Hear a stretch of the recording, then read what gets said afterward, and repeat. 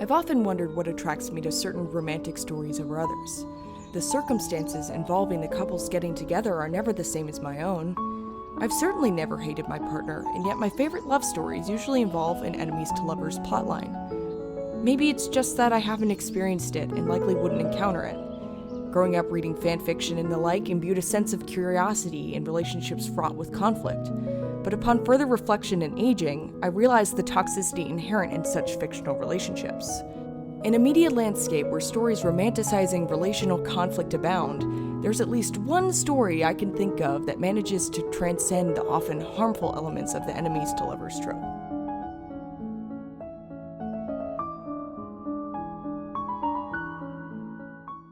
The enemies to lovers trope has existed for centuries. Shakespeare even fiddled a little bit with the idea in Much Ado About Nothing in the late 16th century. In any case, the idea that two people who hate each other could somehow take those strong emotions and transform them into love captures our imagination in ways that other romantic stories don't. Nothing gives me the butterflies like enemies to lovers. Maybe it's my father issues, but I digress. In my opinion, the reason why enemies to lovers hits the spot is because it's not that likely in real life. It kind of serves as the ultimate passionate fantasy. In other words, every time I've disliked an attractive man, I haven't really felt the urge to, copulate. To illustrate my point, I think it's only right that we discuss the mother of all enemies to lovers fiction, Pride and Prejudice. Written by Jane Austen, its publication dates back to 1813. Jane said, I am going to create a story that is so timeless. I spent a week reading Pride and Prejudice, and I'm prepared to give you an unnecessarily detailed recap. The truth is that the book is full of many different ideas and arguments, and exists not only as a mastery of the enemies to lovers trope, but also as a powerful tale of overcoming predispositions and working towards self-betterment. Let's drink.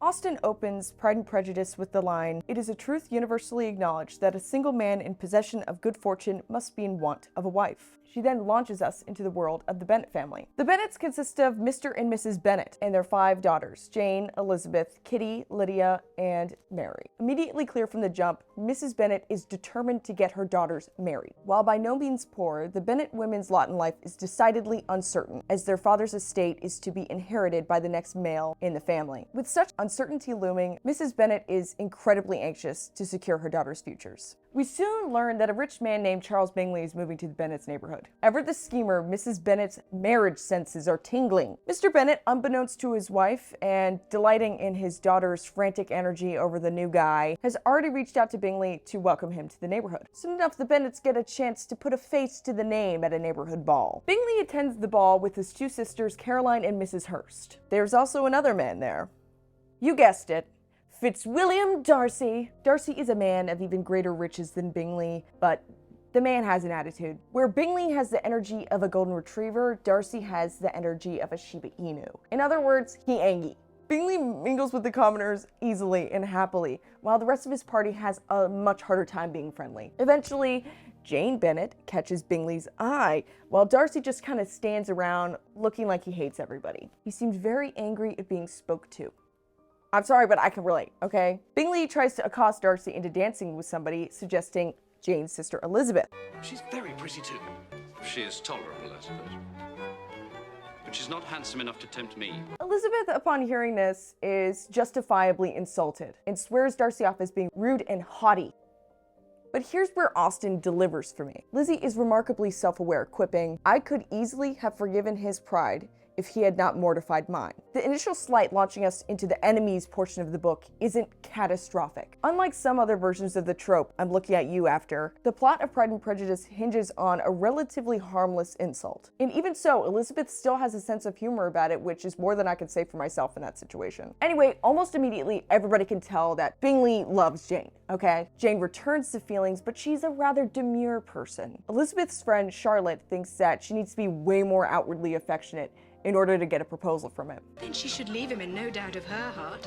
She should show more affection, even than she feels, not less, if she is to secure him. Elizabeth earnestly thinks that Jane's regard is obvious, but she looks at the situation through the lens of knowing Jane very intimately, not considering how Jane could ever appear not to like him. In any case, upon spending more time with them, Bingley's friends and sisters begin to really like Jane, but disdain everybody else around her, including her family. Something else interesting happens around this time. Charlotte remarks that Darcy is allowed to be rude because of his wealth and nobility. I think this can spark a debate on the allowances that we give rich people just because they're rich. Being rich doesn't excuse you from being kind to people. And I think it's really interesting that Charlotte would say that. Her character is definitely marked with a kind of pragmatism that sacrifices happiness. So, like, I'm not surprised, but alas. Meanwhile, Darcy, initially dismissive of Elizabeth, starts having feelings. What is this feeling? You know, the feeling that you're feeling is just what many of us call a feeling. But no sooner had he made it clear to himself and his friends that she had hardly a good feature in her face than he began to find it was rendered uncommonly intelligent by that beautiful expression of her dark eyes. To this discovery succeeded some others, equally mortifying. Though he had detected with a critical eye more than one failure of a perfect symmetry in her form, he was forced to acknowledge her figure to be light and pleasing. And in spite of asserting that her manners were not those of the fashionable world, he was caught by their easy playfulness.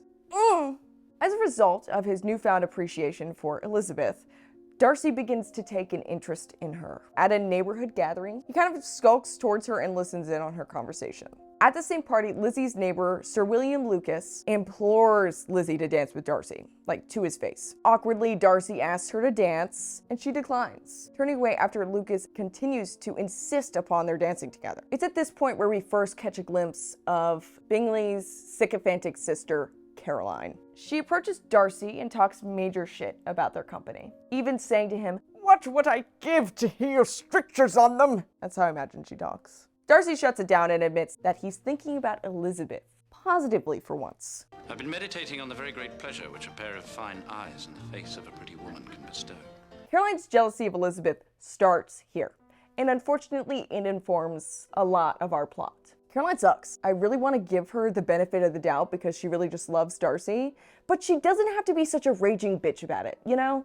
Soon after, Caroline invites Jane to Bingley's house. Mrs. Bennet decides to scheme some more and forces Jane to ride on horseback despite the fact that there's a storm coming, with the hope that she will get sick and then be forced to be in Bingley's care. Of course, she does get sick, and Mr. Bennet remarks to Mrs. Bennet, "If Jane should die of this fever, it would be comfort to know that it was all in pursuit of Mr. Bingley and under your orders." Elizabeth ends up going to see her, and Bingley's sisters simply cannot make sense of her. They belittle her pretty much every time she's out of the room. Darcy is, at this point, unflinchingly attracted to Lizzie, despite the shit talk. He just kind of lets it roll off his back whenever Caroline teases him for liking her. During her time with the Bingleys and Darcy, Elizabeth has no trouble speaking her mind when she's around them. Darcy but Elizabeth is oblivious. With Jane still sick at Bingley's, Mrs. Bennet and her other daughters come to visit. And boy, does Mrs. Bennet make a fool of herself. She lets her dislike of Darcy just take over all sense of kindness and propriety and just makes like a truly abysmal impression. Anyway, while Elizabeth begins to notice Darcy staring at her on more than one occasion, she decides that it must be because there's something wrong with her. Again, I relate to that. One day, Caroline is trying to get Mr. Darcy's attention and literally nothing is working. She compliments him, she does all this shit, and her last resort is to use Elizabeth. And it's the only thing that works. Darcy, knowing the various improprieties of getting into a relationship with Elizabeth, resolves to just put it away. And he stops speaking to her for the rest of the time that she's there. Jane and Elizabeth return home, and the family receives notice that Mr. Collins, the cousin who's going to inherit Mr. Bennet's estate, is coming for a little visit. Mr. Collins is a member of the clergy and ministers for this bitch named Lady Catherine de Bourgh. From the jump, he is insufferable. He takes himself very seriously and is just supremely awkward. I love him. And let me just say, Austen was ahead of her time because we all know Mr. Collins, and you'll know what I mean in a second. Anyway, he wants to marry one of the Bennet girls to resolve the whole inheritance issue. He, stud that he is, of course, chooses the eldest and most beautiful Jane. When Mrs. Bennet tells him that she's likely to be engaged soon, Collins decides on Elizabeth as the next best thing. While out for a walk one day, the Bennet girls run into some men from a regiment nearby and become acquainted with a new guy, Mr. Wickham. Austen describes him as follows. His appearance was greatly in his favor. He had all the best parts of beauty, a fine countenance, a good figure, and very pleasing address. So he's hot. Darcy and Bingley happen to be riding through while the women are speaking to Wickham, and Elizabeth can't help but notice that both Darcy and Wickham's faces just completely change color, and they engage in a very cold and short greeting. What could it mean? What could it mean? It won't be long until Elizabeth finds out why Wickham got so weird around Darcy. But she didn't want to bring it up for fear of seeming like she's prying into his business. Luckily for her, Wickham brings it up himself because he loves to talk shit. He reveals that he has been connected to Darcy's family since he was a child. They talk a little trash together, and Elizabeth says that she hopes Darcy won't affect his, staying around. To which Wickham responds, "But it is not to me to be driven away by Mr. Darcy. If he wishes to avoid seeing me, he must go." Shut up. Wickham then tells Elizabeth that Darcy's father had a particular regard for him and wrote in his will that Wickham should have a nice family living and a career in the church. But Darcy, God love him, didn't give baby Wickham his due living upon his father's death, okay? Elizabeth wants to publicly disgrace or cancel Darcy, but Wickham says that he will never be the one to do it because as long as he thinks of his father, he can't do that to him. Wickham also says that he believes Darcy denied him his living because he's jealous of him. At this point, if we thought Elizabeth didn't like Darcy, she really does not like Darcy now. Wickham is laying it on thick too. He goes on and on about how broken he is about the situation, even saying, "It gives me pain to speak ill of a Darcy. Spare me." Anyway, Elizabeth also finds out through Wickham that Mr. Cullen's patroness, Lady Catherine de Bourgh, is Darcy's aunt, and Lady Catherine's daughter is supposedly going to marry Darcy to unite the family estates. Elizabeth tells the whole of the gossip to Jane, who just can't believe it. No man of common humanity, no man who had any value for his character could be capable of it. Can his most intimate friends be so excessively deceived in him? Oh no. Elizabeth says that there was truth in Wickham's looks. Yeah, because he's hot. Anyway, Bingley's gonna throw a ball for the neighborhood. Elizabeth is excited to dance with Wickham and see Darcy's reaction. Sly fox that she is. Instead, Mr. Collins asks for her hand for the first two dances, and she realizes now that he has chosen her as his best option for a wife. Yippee. On the night of Bingley's ball, Elizabeth takes great care to appear her very best for Wickham. She searches through the crowd. He's not there. She thinks Darcy must have told Bingley to deliberately not invite him, but someone tells her that Wickham had to leave for business the day before. How convenient. Austen writes, "Attention, forbearance, patience with Darcy was injury to Wickham. She was resolved against any sort of conversation with him, and turned away with a degree of ill humor which she could not wholly surmount, even in speaking to Mr. Bingley, whose blind partiality provoked her." While she's upset by Wickham's absence, she resolves to have a good time because love our Lizzie, she's just always, Then she dances with Mr. Collins, and I just have to read this to you because it's perfection. They were dances of mortification. Mr. Collins, awkward and solemn, apologizing instead of attending, and often moving wrong without being aware of it, gave her all the shame and misery which a disagreeable partner for a couple of dances can give. The moment of her release from him was ecstasy. Oh my God! Every interaction with Collins just gets more and more painful. After Elizabeth's unfortunate dances with Collins, she talks with Charlotte. Suddenly, Darcy appears and asks to dance with her. She can't even think before she accepts, because he's sexy, and she knows it. When Darcy comes back to grab her for the dance, Charlotte tells Elizabeth not to let her opinion of Wickham cloud her judgment of Darcy. As they start dancing, she notices how everybody is just amazed at her being Darcy's partner. While dancing, Darcy isn't saying anything, and Elizabeth decides to punish him by making him talk. He's still pretty quiet, but we get some light teasing, and Elizabeth drops this. We're each of an unsocial, taciturn disposition. I'm willing to speak unless we expect to say something that will amaze the whole room. Talk dirty to me, Lizzie, shit! And then she decides to mention Wickham. The effect was immediate. A deeper shade of hauteur, I think that's how you say it, hauteur, overspread his features, but he said not a word, and Elizabeth, though blaming herself for her own weakness could not go on. At length, Darcy spoke, and in a constrained manner said, Mr. Wickham has the happy manners that enable him to make friends. Whether he's equally capable of keeping them is less certain. Burn, hats off to you, baby. They get interrupted, and they just kind of like stumble back into conversation. Darcy wants to see what she thinks of books, but she dismisses the subject, and instead decides to examine Darcy's character firsthand. I remember hearing you once say that you hardly ever forgave, that your resentment once created was implacable. You are very careful, are you not, in allowing your resentment to be created? I am, said he with a firm voice. And never allow yourself to be blinded by prejudice? I hope not.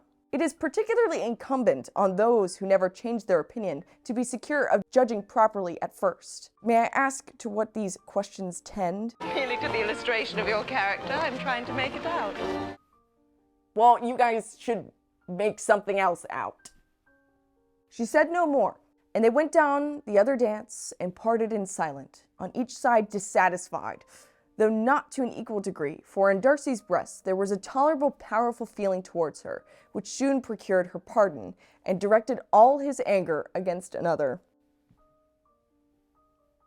I love this scene so much. Again, what makes this work as an enemies to lovers book is that the enemy portion isn't gravely serious, at least by today's standards. Elizabeth definitely has good reason to feel negatively towards Darcy, but it's fascinating how quickly his feelings change towards her. Soon after they part, Caroline Bingley comes up to Elizabeth and tries to explain in her annoying ass way that Elizabeth is entirely wrong about Wickham and Darcy didn't do the things that Wickham is saying. She also does this while which may or may not cheapen her words. She ends up saying, Excuse my interference. It was kindly meant. like, shut the up. Elizabeth is pissed.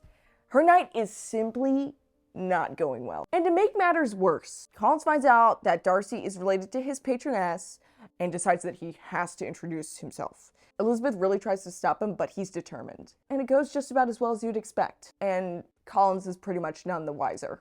It just keeps getting worse too. Mrs. Bennet is talking extremely loudly about how Jane and Bingley are getting married. Now there will be a great marriage that will throw the girls into the path of other rich men. Darcy hears everything, and Elizabeth can tell it's not good.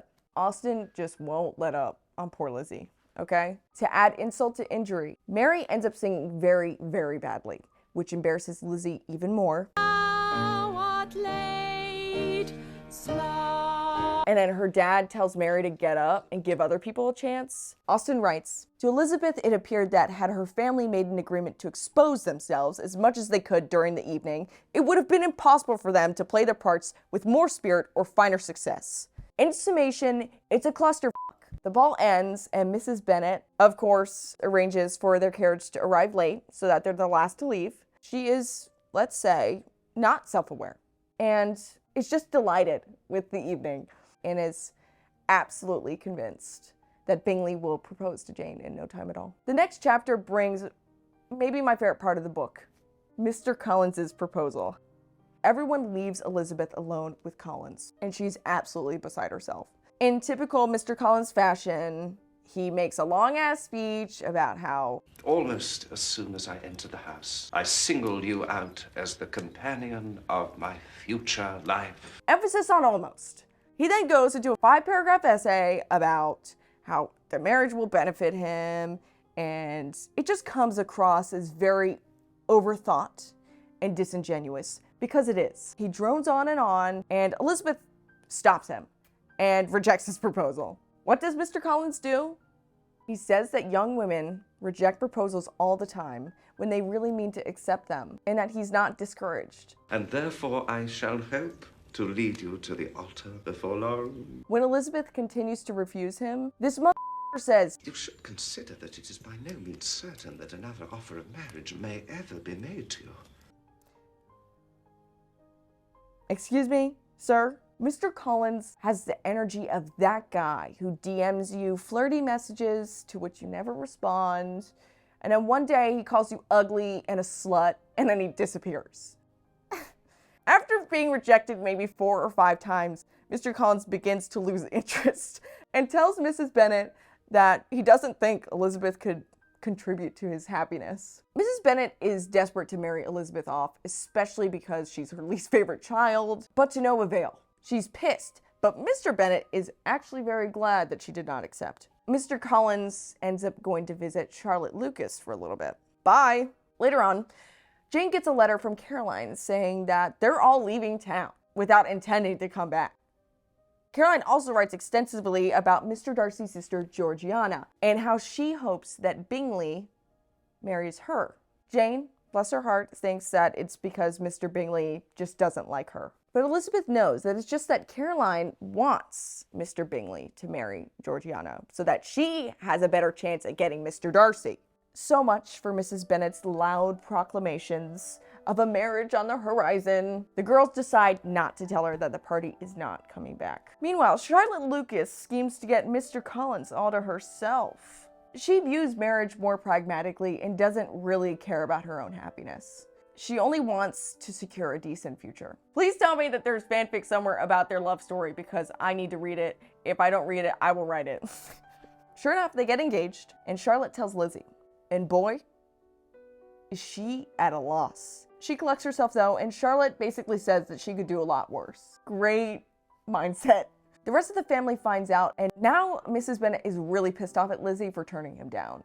She kind of views her daughters as being in competition with the Lucas family, and so losing a potential husband to Charlotte really hits home for her. When they interact, Mrs. Bennet resents that she is going to be like the head of the house once Mr. Bennet dies, and she's jealous. And it's just bizarre.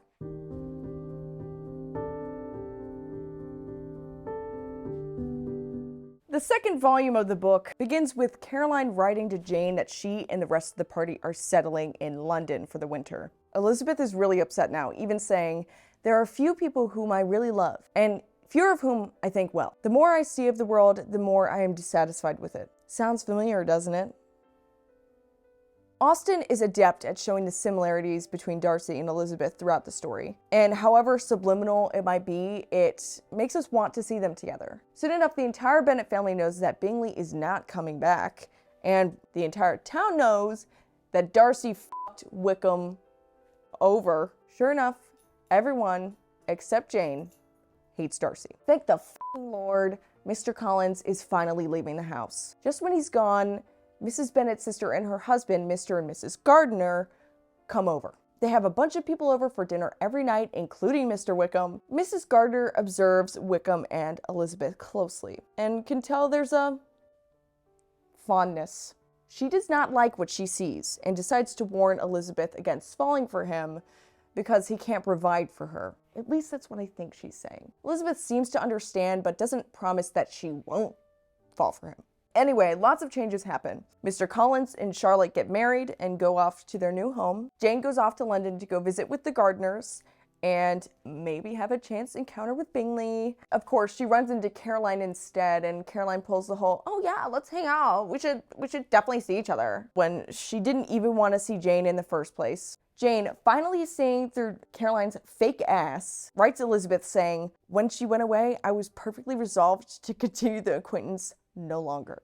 That's the spiciest thing I think she's ever said. Meanwhile, Wickham drops talking to Elizabeth because he's found a new girl who he thinks has money. But Elizabeth is okay and wishes him the best. Love her. Charlotte invites Elizabeth to come see her in Mr. Collins' new home. She embarks on her journey with Charlotte's dad, Sir William, and her sister, Maria. By the looks of it, they're not the best company.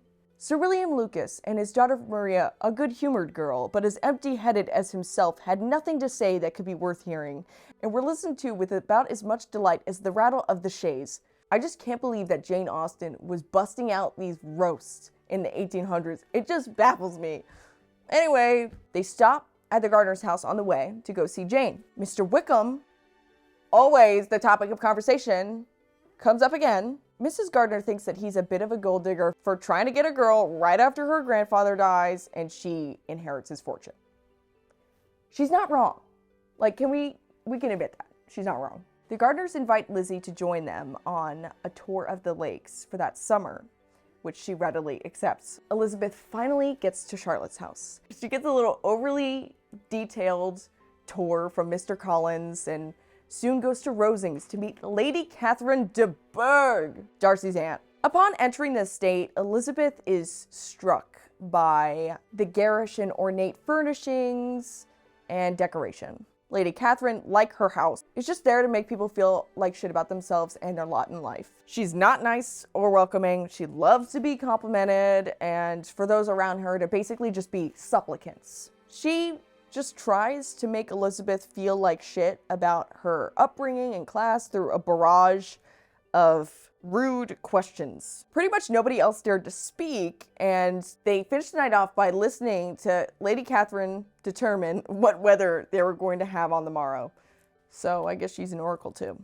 Things get a little spicier when the one and the only Mr. Darcy and his cousin, Colonel Fitzwilliam, show up at Rosings. The pair walk up to the parsonage to greet everybody. Both Darcy and Elizabeth say pretty much nothing until Darcy decides to ask after Elizabeth's family. She asks him if he'd seen Jane in London, and he says that he hadn't. In any case, they end up spending a great deal of time together. Colonel Fitzwilliam develops a crush on Elizabeth, and she really enjoys his company. This catches Mr. Darcy's attention. After dinner at Rosings, Lady Catherine makes Elizabeth play piano for Colonel Fitzwilliam. Darcy removes himself from conversing with Lady Catherine and stationed himself so as to command a full view of the fair performer's countenance. I bet he'd like to station himself to get a full view of something else. Elizabeth just can't resist an opportunity to tease him, recalling his poor behavior in her hometown. Darcy does something interesting here.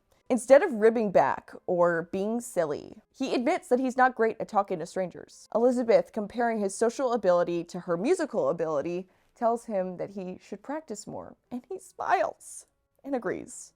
I just think that there's a tenderness between them that, despite her dislike of him, really just comes through. One day, Elizabeth is just minding her business alone at the parsonage when Darcy just pops in. They have an exceedingly awkward encounter and try to make some kind of basic conversation. While they're talking, Darcy inches his chair towards her, and upon seeing her surprise, draws back immediately and starts reading a newspaper.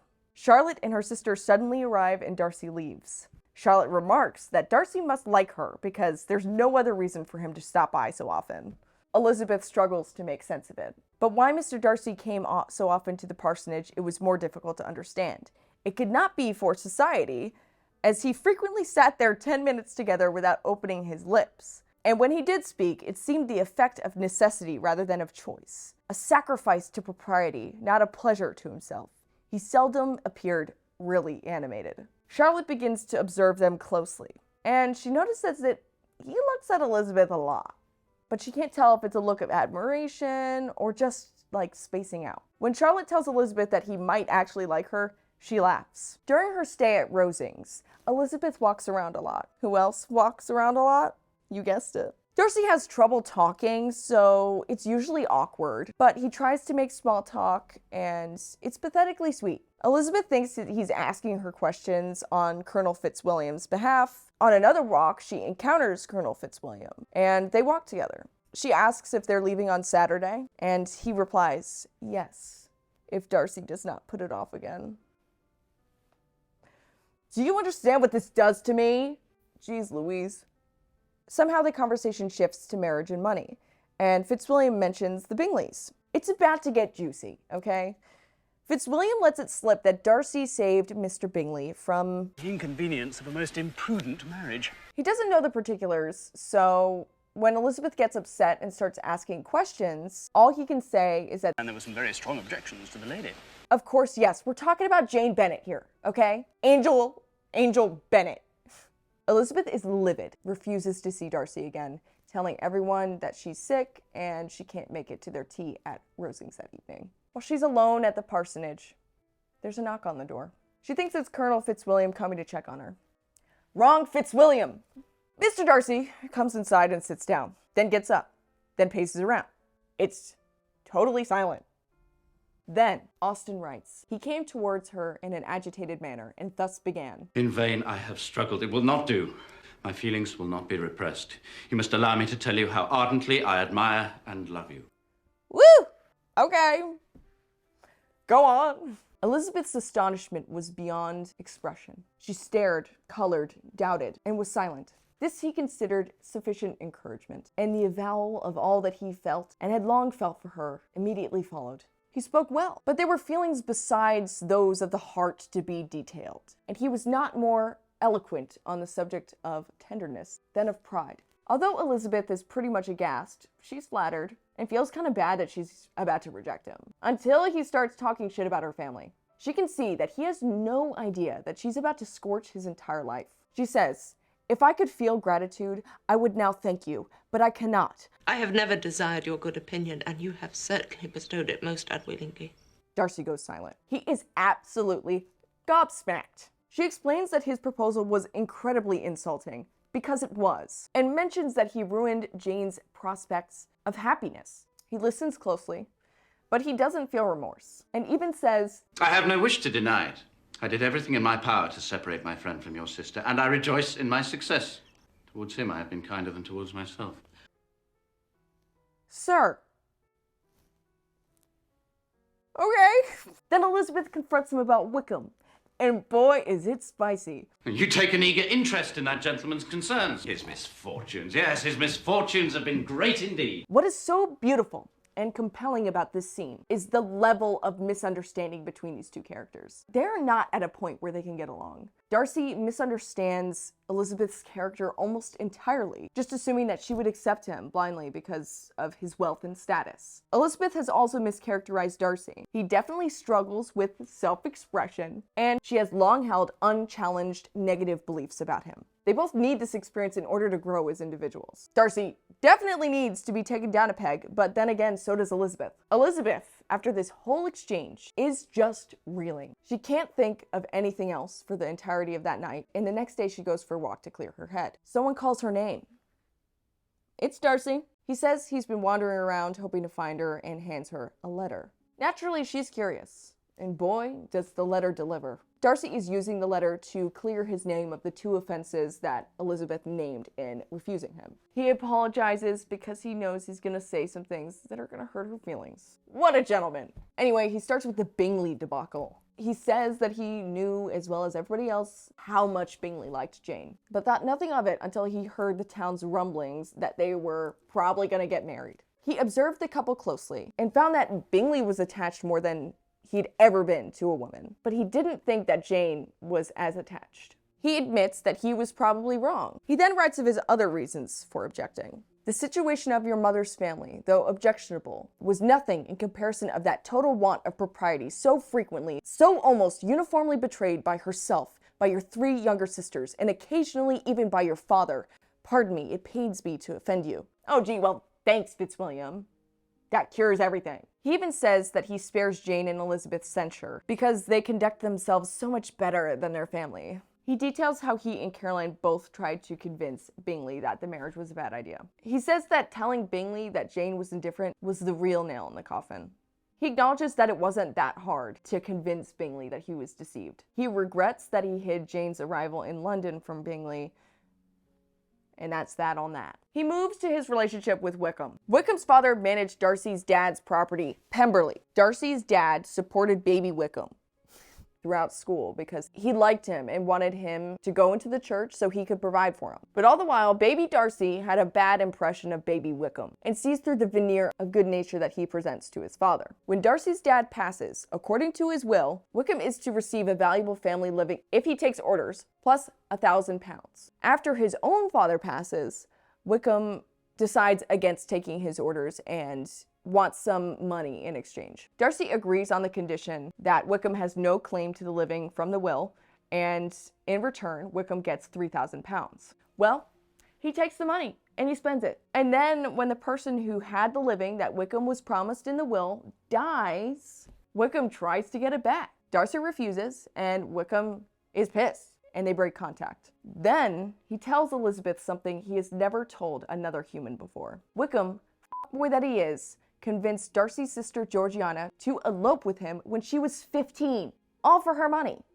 Vile, okay? Vile. After these truth bombs, Darcy signs his letter, I will only add, God bless you. The The letter is pivotal. Elizabeth reads it angrily but pays close attention. She reads it over and over and over and over.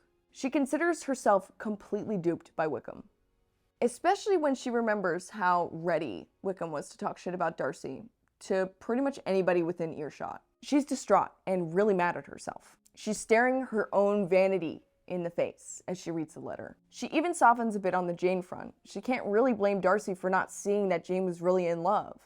Even Charlotte said that it didn't really seem like she was that into him. Her embarrassment comes to a head with the portion concerning her family. But she concedes that he's not wrong. He just could have been, like, maybe a little nicer about it, you know? What's interesting here, though, is that Elizabeth is reflective, despite her emotional responses to the things that she's reading. In my view, she's facing her own errors head on and working through them. While she's ashamed, she's not resistant to recognizing that she'd misjudged Wickham, Darcy, and even Jane's situation. What's unique to me is that both characters seem to absorb their wrongs and make an effort to right them in whatever way that they think is best. I think that's tremendously self-aware behavior. Continuing on, the Fitzwilliams leave, and Elizabeth is still torn up with mixed feelings. She hates the way he spoke to her, but feels terrible about how she spoke to him. And we see her feelings really start to shift here. Her 6 weeks at Rosings come to an end. She meets back up with her family, and Lydia, her sister, tells her that Wickham didn't end up marrying that girl from before. Lizzie can't hold back her disgust when it comes to Wickham anymore, but she decides not to tell anybody except Jane what she found out. When she tells Jane about Darcy's proposal, she omits the whole Bingley situation because she knows that it's just going to hurt her. They both decide not to air out Wickham's dirty laundry because they figure he's probably leaving soon anyway. Elizabeth finally feels some relief after telling Jane about everything, but she's still burdened by the information that she's holding on to. So the regiment that Wickham is a part of is leaving that next week, and Kitty and Lydia are just not doing well. Lydia in particular starts begging to go follow them to Brighton. I want to go to Brighton!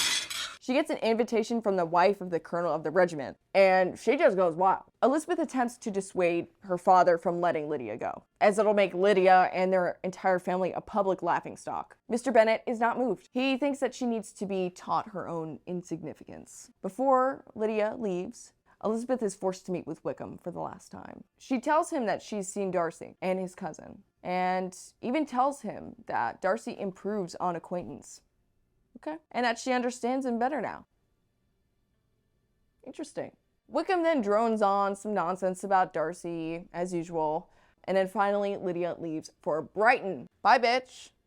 The next point of anticipation for Elizabeth is her trip to the lakes with the Gardiners. Unfortunately, they decide not to go to the lakes and instead go up to Derbyshire. While disappointed at first, Elizabeth changes her tune and gets excited again. They set off, and once in Derbyshire, her aunt suggests going to see Pemberley. Elizabeth really doesn't want to go and accidentally run into Mr. Darcy. It would be horrible. They ask around if he's in town, and he's not. So they go.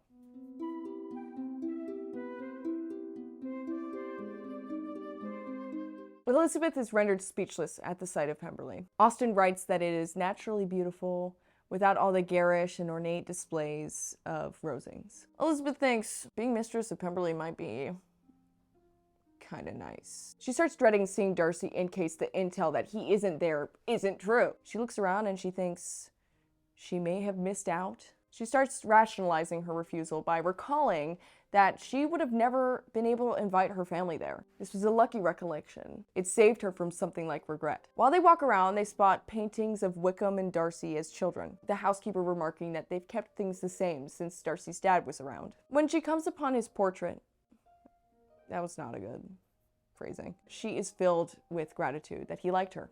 They walk around the property some more, and lo and behold, who just came home? They lock eyes. They blush. He walks over. She is really embarrassed. He tries to make some small talk, but they're both a bit lost for words, and he walks off. It's the least composed she has ever seen him, and she can't tell if it's because he was glad or embarrassed to see her. So soft. They walk on, and eventually her aunt can't walk anymore, and they resolve to go back to the carriage. Darcy approaches. He asks to be introduced to her relatives, and they get along well. For once. Darcy even invites her uncle to come over to fish whenever he wants. Elizabeth is astonished at his turn of character and wonders if he's still in love with her. Mind you, it's been months since he proposed. As they walk together, Elizabeth apologizes for the intrusion, and Darcy says he came back early with the Bingleys. Darcy then asks Elizabeth if he can introduce her to his sister. She is really flattered now. With Elizabeth's relatives far behind, she and Darcy reach the house alone. And they just kidding. They basically can't talk, both completely lost besides speaking of her travels. When she finally leaves, she remarks that he'd never been so pleasant in all their meetings as he was just then. Somebody's feelings are changing. Yes, girl. Let's get that money. The next day, Darcy brings Georgiana to meet Elizabeth. She finds that Georgiana is incredibly shy and embarrassed. Aw.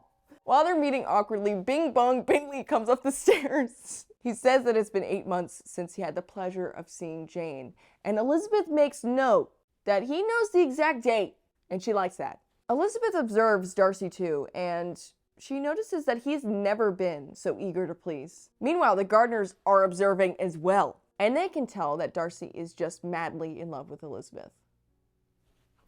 After they leave and Elizabeth is lying awake at night, she discovers that she doesn't even remotely hate Darcy anymore. She even feels ashamed of ever disliking him. She's touched. He would be so kind to her after her choice words at Rosings. She even wonders if he might propose again. Later on, Elizabeth goes to Pemberley. Caroline Bingley and Mrs. Hurst are there.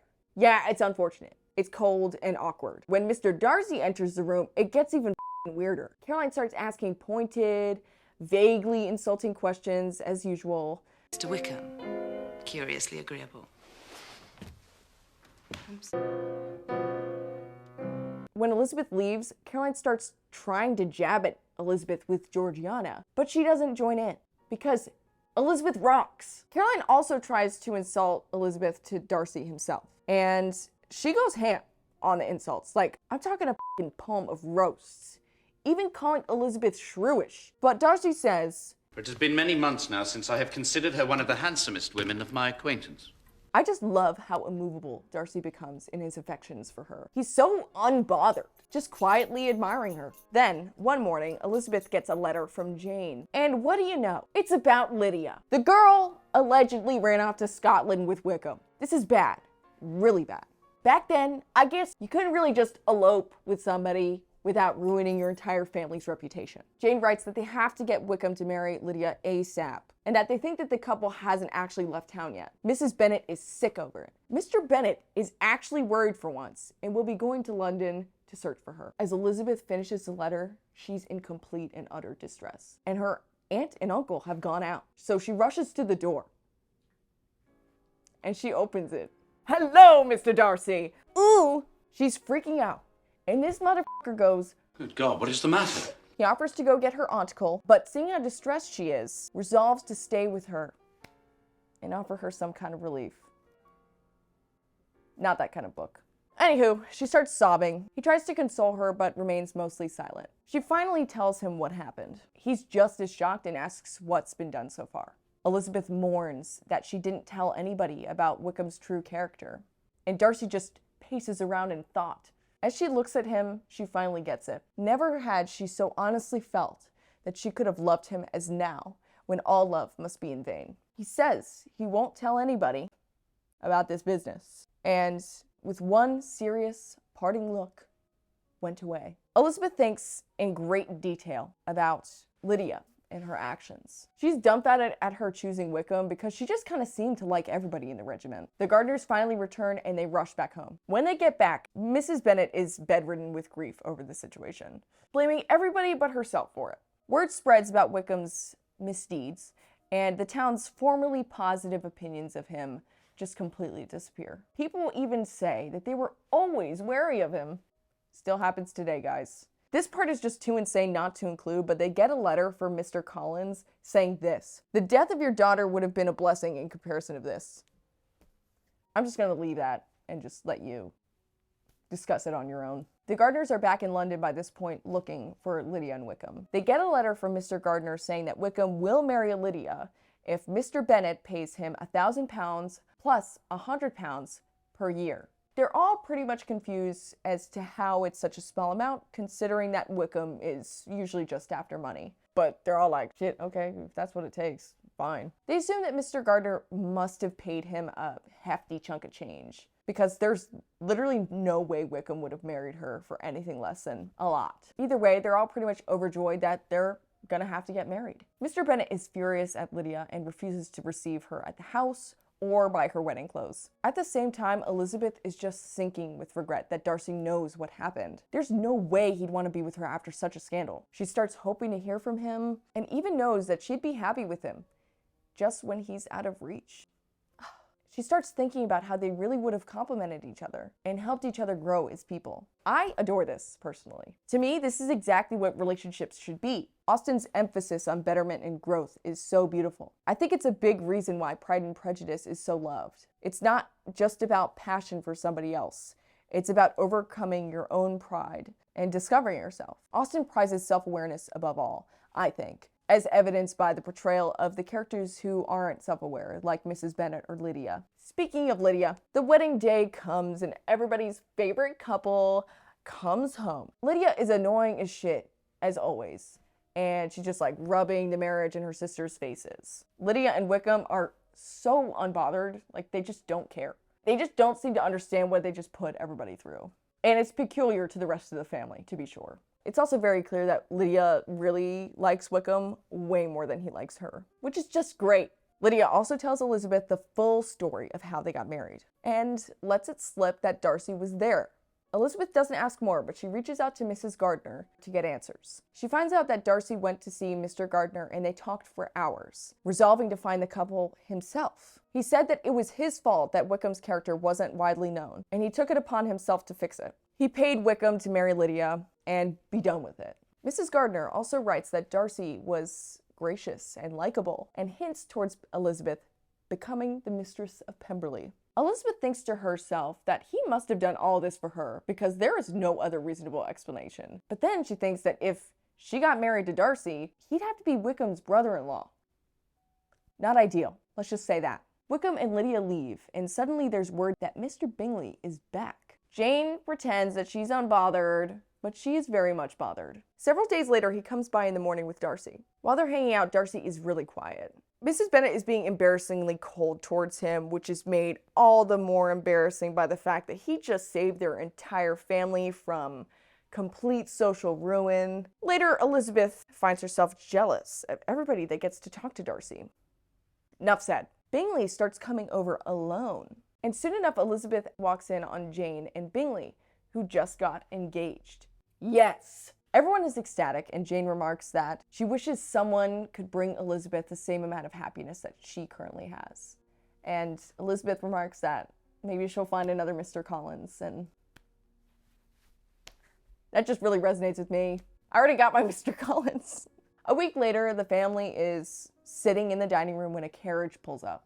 It's Lady Catherine de Bourgh, the bitch to end all bitches. She walks in, refuses to acknowledge anybody except Elizabeth, really, and comments harshly on their property. She asks to walk with Elizabeth outside. She accuses Elizabeth of scheming to marry Darcy and informs her of her objections to their marriage. Lady Catherine is roasting the ever-living shit out of Elizabeth and her entire family.